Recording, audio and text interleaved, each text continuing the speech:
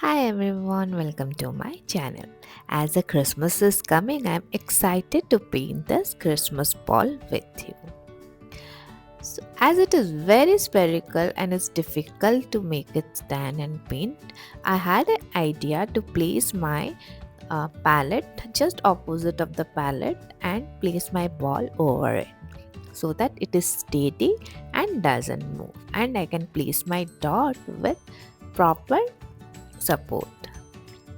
I'm using only white color to do the dots and happy dotting tools to make my first bigger plumpy dot using the 5 happy dotting tool. Now I am using my 1.5 rod to place the north, south, east, west tool. So this gives a proper shape, and in between the dot I go for another dot. As the surface is very smooth and silky, I avoid doing like placing the dot very near.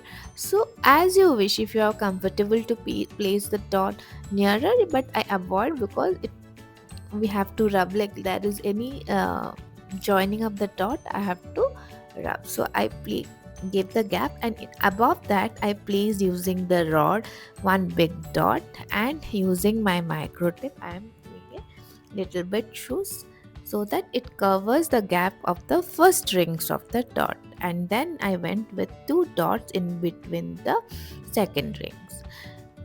Now I am placing a bigger dot using my 5 uh, dotting rod, or you can use 4 also. As per the gap of the tools I place the another dot because I am going for doing a petal, small petal over it.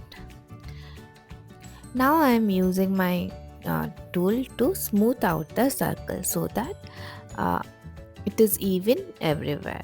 Now my favorite 3 dots.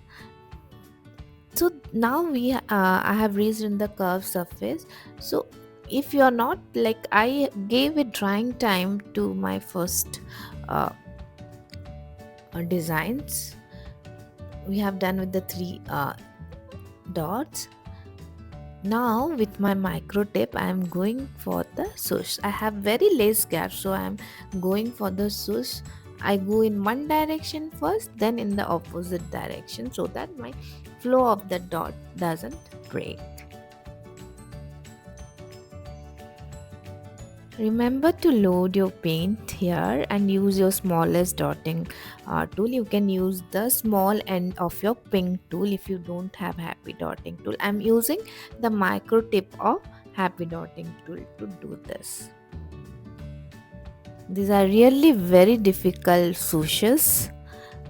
And now I let my design to dry before going the last one. So I am using my green tool to do the dot and my micro tape to swoosh.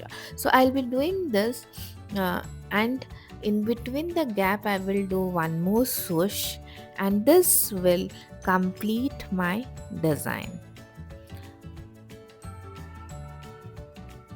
See how beautiful it looks. Remember to while doing that choose, your tool need to be clear, or else the swoosh will not come thin or pointy.